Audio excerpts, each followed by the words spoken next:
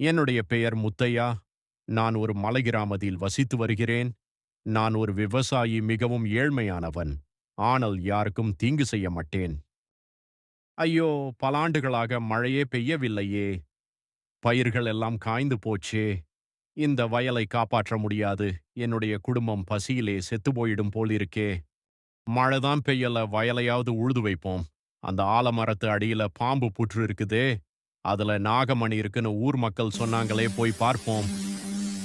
அந்த இரவு முத்தையாவுக்கு கனவு வந்தது. ஒரு பெரிய நாகம் பேசியது. நீ நல்ல மனிதன், ஆனால் நாகமணிக்கு ஆசைப்பட்டால் அழிவுதான். முத்தையா பணத்துக்காக அல்ல, பயிரை காப்பாற்ற நாகதேவனை பூஜை செய்தான். ஐயா நாகதேவனே, எனக்கு நாகமணி வேண்டாம். என்னுடைய பயிரையும் குடும்பத்தையும் காப்பாத்துபா.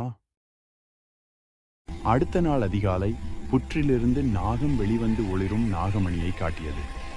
முத்தையாவின் கண்கள் அதிர்ச்சியில் உறைந்தன.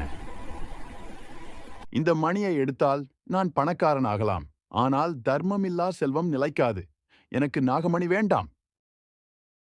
முத்தையா நாகமணியை எடுக்கவில்லை. என் வயலை காப்பாற்றினால் போதும் என்று சொன்னான். நாகம் மகிழ்ந்து ஆசீர்வதித்தது. அந்த நாளிலிருந்து மழை பெய்தது. வயல் பசுமையாக மாறியது. முத்தையா உழைப்பால் வளமான விவசாயியாக உயர்ந்தான். முத்தையா ஊரின் மதிப்புக்குரிய மனிதனானான்.